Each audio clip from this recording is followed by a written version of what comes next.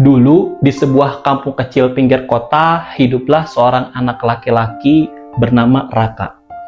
Umurnya baru 12 tahun, badannya kurus, kulitnya sedikit gelap karena sering terkena sinar matahari, dan hampir setiap hari ia memakai baju yang sama ke sekolahnya. Setiap pagi, saat anak-anak lain diantar motor oleh orang tuanya, Raka berjalan kaki hampir 3 kilometer. Kadang sandal jepitnya putus di jalan, kadang ia harus menahan rasa lapar sampai siang karena ia tidak membawa uang jajan. Tapi anehnya, Raka jarang mengeluh. Ia hanya tersenyum kecil sambil berkata dalam hatinya, "Aku mungkin gak punya banyak uang, tapi aku masih punya semangat." Ayah Raka bekerja sebagai kuli bangunan. Kalau ada proyek, mereka bisa makan cukup. Kalau tidak ada proyek, ibunya harus berjualan gorengan ke keliling kampung halamannya. Suatu malam, listrik rumah mereka mati karena belum bayar tagihan. Rumah kecil itu gelap, hanya ada cahaya lilin di meja kayu tua. Ibunya berkata pelan, "Maaf ya nak, bulan ini ibu belum bisa bayar listrik." Raka menggeleng cepat. "Nggak apa-apa bu, aku masih bisa belajar pakai lilin."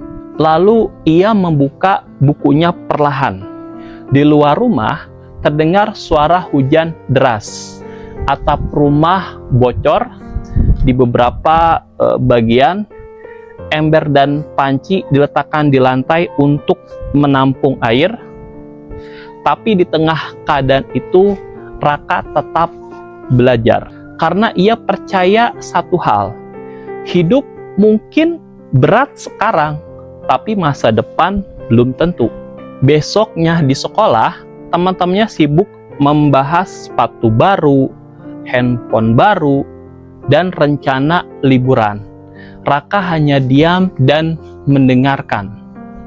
Kadang ia iri, ia juga ingin punya tas bagus, ingin dibelikan sepeda, ingin bisa jajan setiap hari. Tapi setiap kali rasa sedih itu datang, ia teringat wajah kedua orang tuanya yang bekerja keras. Dan sejak saat itu, Raka mempunyai kebiasaan yang aneh. Kalau sedang sedih, ia pergi ke belakang rumah melihat langit sore, lalu berkata pada dirinya sendiri, "Kalau aku nggak lahir kaya, berarti Tuhan percaya aku cukup kuat untuk jalanin semuanya." Hari demi hari berlalu. Sepulang sekolah, Raka membantu ibunya berjualan gorengan. Ia menawarkan dagangannya dari rumah ke rumah. "Gorengannya bu, pisang coklatnya kak." Kadang dagangannya habis, kadang tidak laku sama sekali. Kalau dagangannya sepi, ibunya sering memaksa untuk tersenyum walau wajahnya terlihat capek. Dan setiap melihat itu, hati Raka terasa sesak. Malam hari, saat semua orang tidur, Raka pernah menangis diam-diam. Ia bertanya dalam hati, "Kenapa hidupku begini? Tuhan, apa aku salah?" Namun tidak lama kemudian, ia sadar sesuatu. Walaupun rumahnya kecil, walaupun hidup mereka susah, setidaknya mereka masih bersama. Ayahnya masih pulang ke rumah, ibunya masih memeluknya, ia masih bisa sekolah. Tidak semua orang punya itu. Sejak saat itu, Raka mulai mengerti. Kadang keberuntungan bukan soal punya banyak uang. Kadang keberuntungan adalah masih punya keluarga yang saling sayang. Suatu hari, sekolah mengadakan lomba pidato. Hadiahnya cukup besar. Teman-teman Raka menertawakannya saat ia ikut mendaftar. "Kamu yakin mau ikut? Baju aja cuma itu-itu aja." Raka cuma tersenyum. Malam sebelum lomba, Ia latihan sendirian di depan cermin retak.